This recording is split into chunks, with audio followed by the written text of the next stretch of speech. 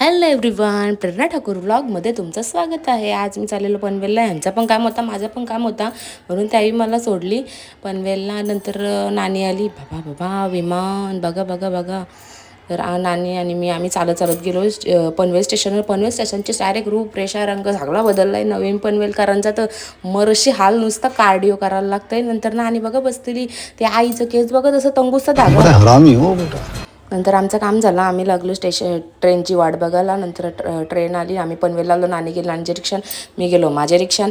आणि मस्त दूध ताक वगैरे घेतला आणि घरी आल्यावर बनवला उकाला, मस्त गरम गरम उकाला. नंतर फ्रेश बीच झालं आणि मी आलो गार्डनमध्ये चालायला. जराशी चाललो 1-1.5 तास आणि जरा रेस्ट केला आणि नंतर आलो घरी. ये बोलतात मला बिर्याणी पाहिजे, तर मस्तपैकी बिर्याणी घेतली. दही बी मध्ये चिकन विकन मॅरिनेट केला, मसाला बिसाला टाकून जरा रेस्ट ठेवला एका साईडला.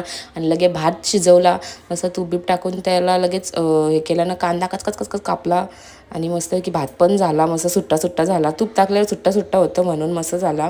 त्याच्यानंतर बरेचदा केला, बरेचसा कांदा वेगळा केला आणि त्याच्यावरच मी ग्रेव्ही बनवायला घेतली. मस्त कांदा मारून घेतला, त्याच्यावर मिरची आणि लसणाची पेस्ट, कोथिंबीर वगैरे टाकल्या आणि नंतर मग तो कांदा मारून तेल सुटस्तवर ठेवला आणि त्याच्यानंतर चिकन मॅरिनेट केलेला टाकला आणि मग ती मस्त की मिक्स करून घेतला आणि नंतर मग ठेवला जरा झाकण. तो शिजस्तवर इकडं भांड्यांचा राडा भरलेला, तो पण घसून घेतला मस्तापैकी.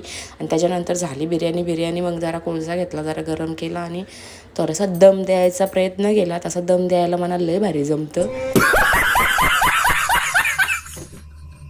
व्लॉग आवडल्यास लाईक, कमेंट, फॉलो नक्की करा. चला बाय.